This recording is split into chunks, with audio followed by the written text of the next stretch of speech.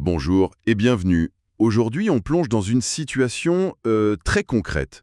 On est vraiment à la croisée des chemins entre liberté d'expression sur Internet, droit à l'image, et puis les avertissements légaux, quoi. Tout à fait. On a deux documents sous les yeux, des documents légaux, une lettre d'avocat et une procuration qui va avec. Notre but? Décortiquer un peu tout ça. Le contexte juridique, les reproches précis et les conséquences possibles. Oui, c'est une question qui revient souvent, hein. Publier en ligne, critiquer, informer, mais jusqu'où? Où est la limite légale? C'est ça, la question que tout le monde peut se poser en fait. Absolument. C'est une zone de friction assez classique aujourd'hui, hein, avec le numérique. L'expression est facile, mais elle se heurte parfois à la protection des droits des personnes, droits garantis par la loi. Et le cas dont on parle aujourd'hui? Alors, là, on a un citoyen, un certain monsieur Michael Tauberer, face à des membres des autorités de Nyon, en Suisse, et au milieu, une chaîne YouTube qui pose problème, apparemment. Ok, alors, allons-y. Premier document, la lettre, datée du 25 septembre 2025. C'est ça. Elle vient du cabinet Baudraz-Lamers, Berceau, signée par maître Philippe Baudraz, adressée à monsieur Tauberet, donc à Nyon. Pourquoi? Parce que le syndic de Nyon, monsieur Daniel Rosla, a consulté le cabinet. Oui, suite à la publication de divers rapports et de vidéos par monsieur Tauberet, des contenus qui visent, semble-t-il, des membres des autorités de la ville, et le cœur du problème, juridiquement parlant. Alors, la lettre parle de la protection de la personnalité des personnes visées. C'est un concept clé en droit suisse. C'est pas juste une question de «oh, je suis vexé». Non, c'est une protection légale. Qui couvre quoi exactement? L'honneur, la sphère privée et l'image de la personne. Et la lettre dit clairement que certains contenus publiés par monsieur Taubert posent problème de ce point de vue-là. D'accord. Mais ce qui est intéressant, c'est comment la lettre commence, non? Elle reconnaît d'abord un droit. Oui, tout à fait. C'est assez notable. Elle dit, je cite en gros, «Avant tout, on précise que vous avez le droit d'exprimer vos opinions, de critiquer les autorités, même si ça dérange.» La liberté d'expression, quoi, le pilier de base. Exactement. Alors pourquoi commencer par ça? C'est juste pour la forme ou c'est une stratégie? Un peu des deux, je dirais. D'abord, c'est reconnaître le cadre démocratique. Critiquer le pouvoir, c'est un droit. Le nier, ça serait faible juridiquement. Logique? Et puis, c'est aussi une façon de poser les choses en disant «Ok, vous avez ce droit, mais...» Ça prépare le terrain pour expliquer pourquoi, selon leurs clients, M. Tauberer a dépassé les bornes. Le débat porte plus sur le comment critiquer que sur le droit de critiquer lui-même. C'est là que ça se complique alors. Les nuances arrivent. Comment cette liberté d'expression est mise en balance? Voilà. Et ce qui est fascinant ici, c'est la façon dont la lettre fait ça. Elle ne dit pas que la liberté d'expression est sans limite. Au contraire, elle dit qu'elle s'arrête là où les droits des autres commencent. Et elle s'appuie sur quoi pour dire ça? Sur du solide, l'article 13 de la Constitution suisse et l'article 8 de la Convention européenne des droits de l'homme. Deux textes qui protègent la sphère privée. Et dans cette sphère privée, il y a un truc très concret, le droit à l'image. Ah oui, le fameux droit à l'image. Sur Internet, c'est un sujet brûlant. Qu'est-ce que la lettre dit là-dessus? Elle est très claire. Elle rappelle que pour diffuser une photo, une vidéo de quelqu'un, il faut son accord, son consentement préalable, Même si la personne sait qu'elle est filmée? même si elle le sait. Savoir n'est pas consentir à la diffusion. C'est lié au droit de chacun de contrôler sa propre image. Du coup, la lettre reproche à M. Tauberer d'avoir utilisé des images et même des photomontages. Ah, les photomontages. Oui, et ça, c'est souvent vu comme plus problématique. Donc, utilisation sans accord, et en plus d'une manière qui présenterait les personnes sous un jour peu heureux, voire dégradant. Même si ce sont des personnalités publiques, des élus par exemple? Même, la lettre le précise bien, même s'ils ont une certaine notoriété, le statut de personnalité publique n'efface pas le droit à l'image. Donc si je comprends bien, même pour critiquer un politique, on ne peut pas prendre sa photo sur Google Images et la mettre dans un montage critique sans son accord. C'est ça l'idée. C'est ce que la lettre soutient, oui, en se basant sur le droit suisse. Alors, il y a une tolérance, c'est vrai, pour l'information, la critique politique, mais ça a des limites. Et les limites, c'est quoi? Quand ça devient dénigrant Par exemple? ou hors de proportion, et les photomontages, comme je disais, ça franchit souvent plus vite la ligne, parce que ça modifie la réalité, ça peut ridiculiser. La lettre fait aussi une distinction assez fine. Elle dit que l'avocat a regardé les publications et que l'intention de M. Tobora ne lui semble pas d'emblée vexatoire. Oui. Il comprendrait que le but, c'est d'alerter sur des problèmes genre tapage nocturne, littering. Mais alors, si l'intention de base n'est pas jugée mauvaise, où est le vrai problème pour l'avocat? C'est un point subtil, oui. En reconnaissant l'intention de départ, l'avocat montre qu'il ne rejette pas tout en bloc. Mais, et c'est ici que ça devient vraiment intéressant, il bascule tout de suite sur les moyens utilisés.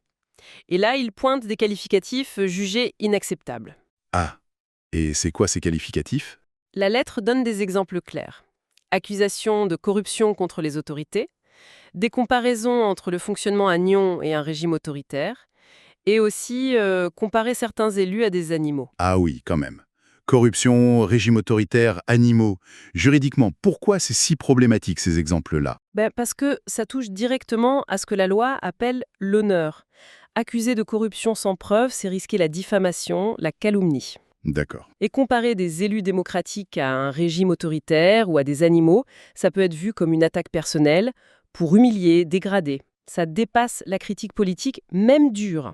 Et la lettre le dit clairement. Oui, elle dit que de tels propos sont susceptibles de découler sur des poursuites pénales et elle insiste implicitement sur la diligence. En gros, avant de balancer des trucs pareils, surtout publiquement, faut être sûr de son coup, avoir des preuves. On peut pas juste accuser comme ça. Ok, c'est très clair. Et tout ça, ça mène à quoi? Quelle est la demande de l'avocat? Elle est double et avec un délai très court. 1. Retirer de YouTube les vidéos qui posent problème, celles avec les images non autorisées et les propos jugés limites. Et ça, sous 5 jours. 5 jours? C'est court. Très court. Et 2. Arrêter à l'avenir de publier des contenus similaires qui ne respectent pas la loi, telle qu'expliquée dans la lettre. Et s'il refuse? Monsieur Topré. La menace est directe. Très direct. La lettre finit par un avertissement. Si les demandes ne sont pas respectées dans les 5 jours, mon mandant se verra forcé d'agir en justice. Donc le tribunal, c'est l'étape suivante envisagée. Et ce délai de 5 jours, ça met une sacrée pression, j'imagine. Ah oui, ça laisse pas beaucoup de temps pour réfléchir ou négocier. Bon, passons au deuxième document. Une procuration, c'est quoi au juste? Alors, une procuration, ici, c'est un acte juridique officiel. Une personne, le mandant, donne le pouvoir à une autre, le mandataire ici, l'avocat, d'agir en son nom. Et qui mandate qui dans ce cas? C'est Monsieur Daniel Rossella, le syndic de Nyon, qui mandate maître Philippe Baudraz. Et ce document-là, il date du 8 septembre 2025. Le 8 septembre. Ok. Et pourquoi ce document est important par rapport à la lettre du 25 septembre? Il est crucial. D'abord, ça officialise tout. L'avocat a légalement le pouvoir d'agir pour Monsieur Rossella. Ensuite, le mandat est très large. L'avocat peut agir par toute voie amiable ou judiciaire, au civil, au pénal, en administratif. Donc ils sont prêts à tout utiliser potentiellement, hein. Ça montre une préparation à utiliser tout l'arsenal, oui. Et troisième point très important, M. Rossella donne ce mandat à titre individuel. À titre individuel. Mais il est syndic de Nyon, non? Qu'est-ce que ça change? C'est une nuance clé. Même s'il agit en tant que syndic, sa fonction est mentionnée. Le fait de dire à titre individuel, ça suggère qu'il considère que les attaques le visent personnellement. Son honneur, son image à lui, pas juste l'institution. Ah d'accord. Et le cadre du mandat le confirme, droit à l'image. Ça relie directement la procuration au problème d'image de la lettre. Il mandate pas l'avocat pour défendre la mairie en général, mais ses propres droits personnels. Et puis, il y a la date. Le 8 septembre pour la procuration. Le 25 pour la lettre. Presque 3 semaines avant. Qu'est-ce que ça nous dit, ce décalage? Mais ça nous dit beaucoup. Ça veut dire que la décision de prendre un avocat et potentiellement d'aller en justice, elle a été prise bien avant d'envoyer la lettre d'avertissement. Donc la lettre, c'est pas le début du processus. Non, la démarche légale était déjà en route. La lettre du 25, c'est une étape, mais pas la première. Du coup, on peut se demander si cet avertissement, c'était une vraie chance de discuter ou juste une formalité avant d'aller plus loin, comme c'était peut-être déjà prévu. La procuration a aussi des détails techniques, genre accepter les emails non cryptés, le choix de juridiction. Ça a une importance, hein. Oui, ça renforce le côté formel, sérieux de l'affaire. L'email non crypté, c'est pratique, mais ça montre qu'on définit les règles de communication. Le choix de juridiction, c'est classique, ça fixe où un éventuel procès aurait lieu, souvent là où est l'avocat. Tout ça montre qu'on n'est plus dans la discussion de café du commerce, quoi. On met en place un cadre juridique structuré. Donc cette procuration, faite bien avant la lettre, Exactement. Si l'on revit cela à une perspective plus large, ça souligne la détermination du client et que l'affaire est prise très au sérieux avec une préparation pour une éventuelle action en justice. alors qu'est-ce que tout cela signifie Si on essaye de résumer les points clés de ces deux documents, on a un citoyen qui utilise YouTube pour critiquer les autorités locales. Apparemment, il est motivé par des problèmes réels. Oui, Et de l'autre côté, on a ces autorités, ou en tout cas leur chef, le syndic, agissant à titre perso, qui trouve que la manière de critiquer dépasse les bornes. c'est ça. Le conflit classique, donc, entre la liberté d'expression fondamentale, mais pas sans limite, et la protection de la personnalité. Tout à fait. La réputation, l'image, la sphère privée. Même pour des personnalités publiques. Et ces documents nous montrent concrètement comment ça se joue. Premier point clé, oui, on peut critiquer les autorités, la lettre le dit, Mais mais il y a des limites légales. c'est ça. Voilà. Et quelles limites? Deux ressortent clairement ici. D'abord, l'atteinte à l'honneur. Les accusations de corruption, les comparaisons dégradantes. C'est ça. Diffamation, injure, c'est risqué si c'est pas prouvé ou si ça dépasse la critique acceptable. Deuxième limite, le droit à l'image. Utiliser des photos, des montages, sans accord, surtout si c'est pour nuire. Même pour des élus. Même pour des élus. Ça peut être une violation de leur droit à contrôler leur image. C'est le deuxième enseignement. Et le troisième point important, c'est cette histoire de date, la chronologie. Oui, absolument. Le troisième point à retenir, la démarche juridique formelle, la procuration, elle date d'avant la lettre d'avertissement. Ça suggère que l'avertissement, avec son délai de 5 jours, Mais c'était peut-être pas vraiment une dernière chance pour discuter. c'est une question qu'on peut se poser.